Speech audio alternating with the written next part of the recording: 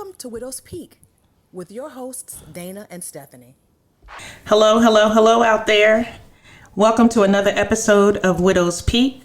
We're your hosts, Dana and Stephanie. Episode 8, Password Protected. Stephanie, we got to take a big sigh when it comes to this one. I agree. This one is so important. Yes, right? It is. Yes. It speaks to everything, right? Mm-hmm. Yes. Because most of the time women we're like the keepers of the gate, right? Right. In some way, right? Mm-hmm. We have the security codes. We have the passwords yes. And usernames. And a lot of times we manage the household. Yes. As well as, the spouse, the men as well. And what happens? What happens if someone or that person that is the keeper is incapable of communicating those passwords? Wow. And those PIN codes? Wow. And what happens if that person passes away unexpectedly? Right. What do you do? Do you lose all of that? How do you find that? How do you get access to it? Right. Do you know the agony it would take for a family member to try to gain access to that information? Right. Yet alone have to take on that responsibility as well as get the rights to it. If it's finances, if it's retirement accounts. That's a lot. That's a lot. Right. That's a lot. So it's important. I think a lot of this happened because, Mama and them back in the day. Mama and them kept that information like a piece of paper, a book. Most likely a piece of paper. Right. A 3x5 card, right. But nowadays we keep everything under lock and key with these passwords and PIN codes and usernames and on our computers and on our phones. Who has access to it besides that individual? Right. How many people, what's the percentage of people who actually share that with their spouses or another person? What if they're not married? What if they're single? Right. Are they sharing it with their parents or someone important that they can give that information to? That's huge, and that's something to think about. Yes, it is. It is. I think that, when it comes to your password and, like you say, username and all that, you have to be able to share that information because things do happen and people do pass unexpected. Right. I was thinking about, it's an episode of Sex and the City. It's the new reboot of Sex and the City. Uh-huh. And Carrie, she couldn't find Mr. Big's computer password to understand like what's in there. And I don't know if you watch it. You don't watch Sex and the City, okay? Not this new one. Okay. Mm-hmm. So what happened on Sex and the City was Mr. Big was on the Peloton bike. Okay. Right. He was on a Peloton bike and he went into cardiac arrest and he died. Okay. And when she got home, she found him and he was already gone. Okay. That's real life. Yes, it is. So everything basically dies with them. Yes, that's why I say that, it's important that you have that information. Yeah. In case of emergency, you have to have some backup plan. You have to allow someone access to that information. It's trust. Yes. I mean, if you're married, that information should be shared. Yes, it should. So, an example, about 2007, 2008, Z and I went to South Africa. Okay. And we were leaving behind a 2-year-old and our 20-plus-year-old. I remember. And I remember thinking, okay, this flight is 24 hours. Okay. I'm going to a continent that I've never been to. I don't know what could happen. Right. So I remember writing down all of our personal information. Some people might think I'm too much, but I remember writing down all of our personal information, bank, mortgage, cars. Yeah. Emergency who to contact, numbers, emergency numbers, all of that, and I put it on a piece of paper, and I put it in an envelope, and I sealed the envelope. Right. And I marked on it like in case of emergency. And I just told my oldest, hey, just in case anything happens, this is where this is. Information is. Break the seal. Right. I like that. Break the seal. You know, but do people really think about that? You know, I think people really don't think about it. And for me, I'm just one of those person who like keeps things organized. So it was important for me to have that information, and I like to be involved in what's going on in my household. So with me and my husband, we talked. You know what I mean? We talked. We whatever bank accounts, stock, or insurance, or life insurance, or any type of password for your bills and so forth, you know, whatever. We just made sure, and it was so funny because we made sure that we had it. Both of us knew it, and if we change it, we had to make sure that we had to change password. You know what I'm saying? How do you pass it on? Right, you pass it on, and I think it was important not only to be involved. Be involved. Yes. Know who your utility companies are and have access to it. Yes, to be involved and have that information, but not only to know it, but to have it written down somewhere. Because for me, when my husband passed, it was like I knew everything. I knew all the passwords. I knew about the life insurance. You know, I knew about the bills and, you know, the password to all that.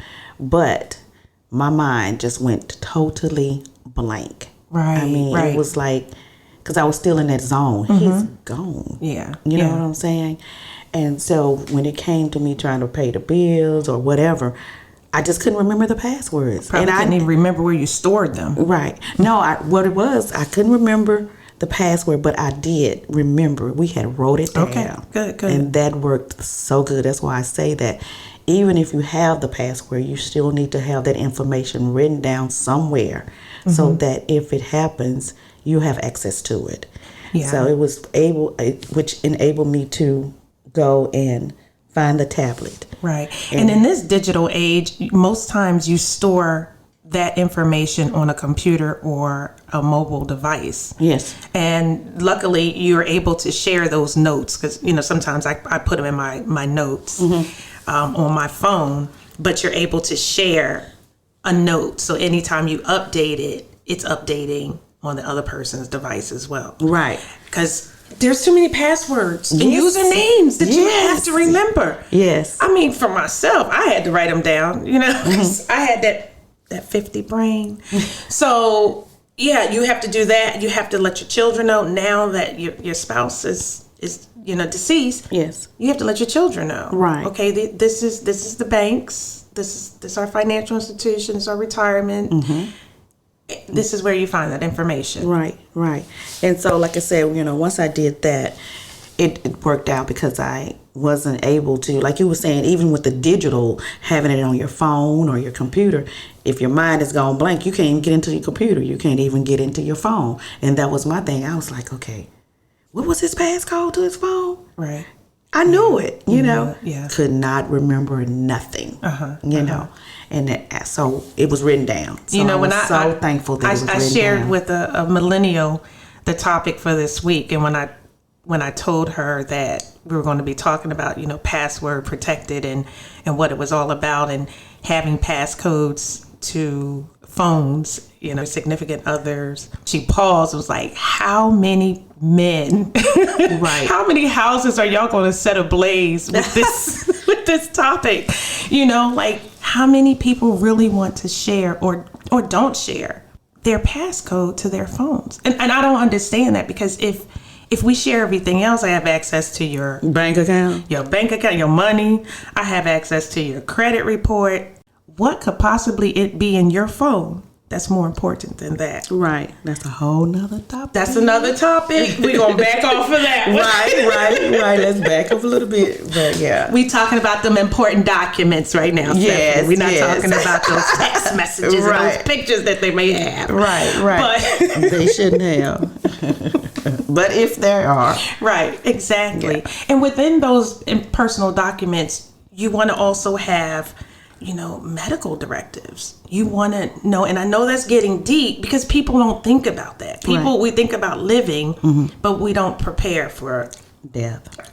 So understanding, like, what do you know? Do you know your significant other's blood type? Yes, that's right. You need to have all that information. What is there? Are they donors? Right. Finding out all that information, writing that down, making it plain, Having that clear. conversation. Having a conversation. Yes. Especially during COVID, that was a perfect time to get all these things in order because you were home and, going over that. And luckily, like you were saying, I prepared that way, early on. We just kind of always thought, like, you need to know this information. Share that information. This is where everything is. And because you just never know. Right. So like I said, I think it's important that you do have that information. You have it written down somewhere. And also I think it's important that your spouse's, manager or supervisor or... Those relationships are important. Yeah. I think that you should know that information because if anything does happen, you need to be able to reach those people. Right. And, and if the type of work they have, you need to know how do you get the information to them, and then what if they left something at the job or whatever. You need to be able to get the access to that. So yeah So being involved and aware of their business affairs, their colleagues, if they own their own business, do you know what their plans are for if they're no longer here? Right. Do you carry that on? Did they want you to carry it on? Did they want you to sell the business? Having those conversations and it being written down and being clear. And later in another episode, we will talk about will and estate planning. Right. We're going to have an expert on. So we're not going that deep, but we're touching the surface, right? And so as you prepare and think about those things, will planning and everything, these are, I think, some prerequisites, right? Yes. That you should be thinking about because it's important.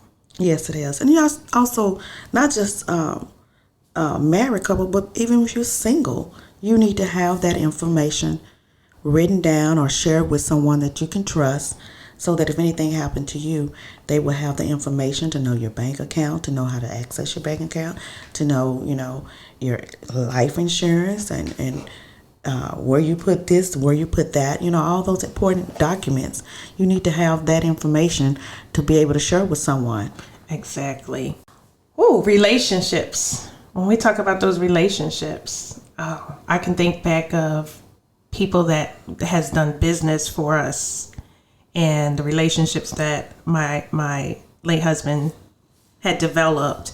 Someone is like our landscaper. Right. He had this special relationship with our landscaper and his sons, and they've been, taking care of our lawns for over 15 years. Okay. He had this specific thing that Respect for him. Like, he wanted to look him in his eyes. He wanted to walk the property with him, shake his hand, give him the payment.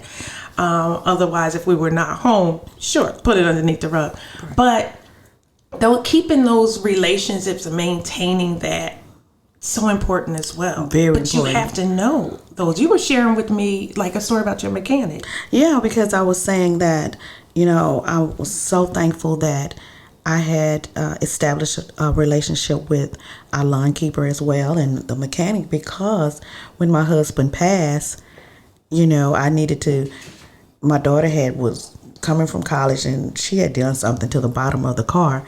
And I was like, okay, who am I going to take this car to? Who do we talk to? And then you don't want to be taken advantage of. Right. Right. So automatically I thought about, oh yeah, his name is Lance. And so I said, I can take it to Lance. So took it over there and it was just easy peasy. I mean, it was just wonderful because Lance knew me. He had, seen me with my husband, my daughter. We had that relationship because of me going with my husband and, getting cars fixed or whatever we needed done. And Lance was able to do it with no problem. Now, thank God for that. And that's why I say it's important that you establish some type of relationship with, I call it non-family members, but even though they like family, but they're not blood. You know what I mean? Yeah. And to have that, because when something happened or if your spouse passed or